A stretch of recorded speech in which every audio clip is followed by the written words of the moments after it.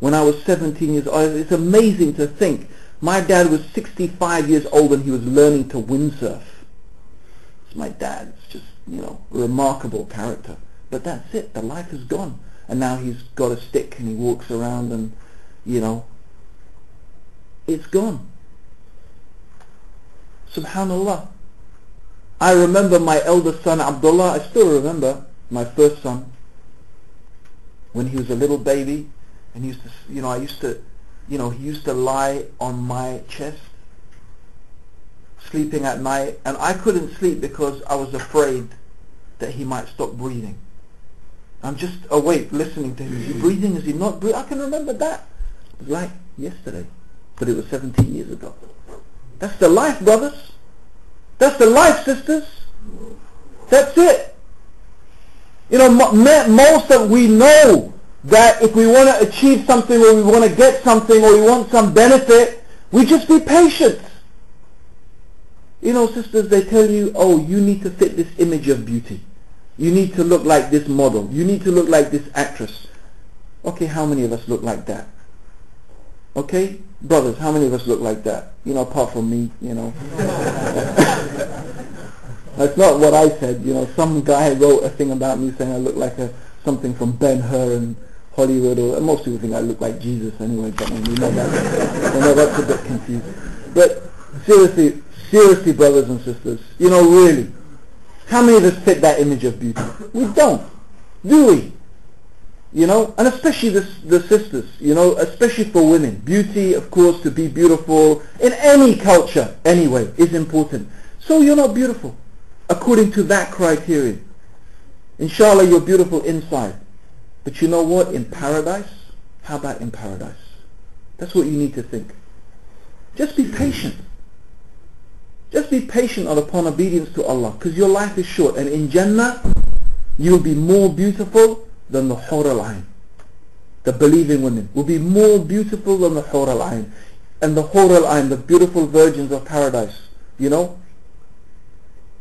Subhanallah, if just their handkerchief was to come in this earth, the whole earth would smell beautiful and so beautiful. Just their handkerchief. So the believing women, that is what is in store for the believers. Isn't it worth having patience? Isn't it worth... You see, this is Islam. It gives us this focus. Really, in terms of actions, brothers and sisters, the most important action of all is as-salah, is the prayer.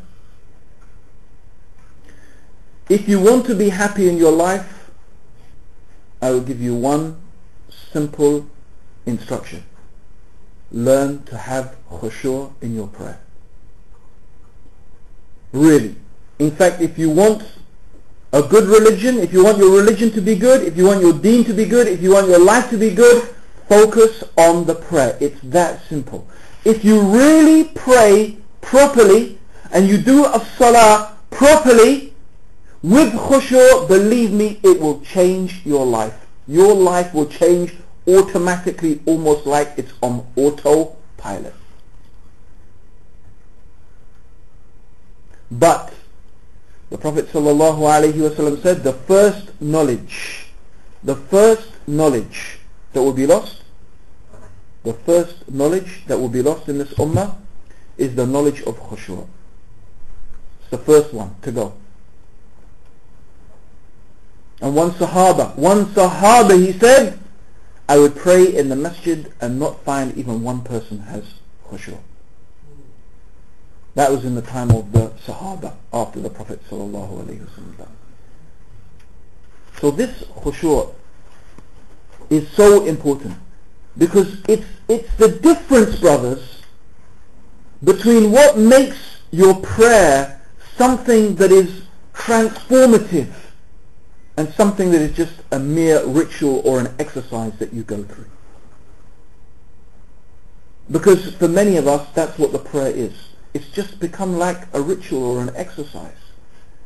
And especially for the youth, if that really is all you feel from the prayer, oh, I have to pray, it's like, oh, there I go, I'd rather play football, and you don't know what the prayer is about. You don't know what you're saying. You don't know what it means. Alhamdulillahi Rabbil Alameen. At-tahiyatu lillahi wa salawatu wa tayyibatu. You have no idea what you're. You might as well go. You might as well. You might as well just say anything. Right? Because you don't know what it means. But I have to tell you, by the way, brothers, it is haram to say things in your prayer which you don't know the meaning of it. The scholars used the verses of the Quran talking about intoxication. In the Quran, Allah subhanahu wa ta'ala mentions that do not approach the prayer in a state of intoxication. Why?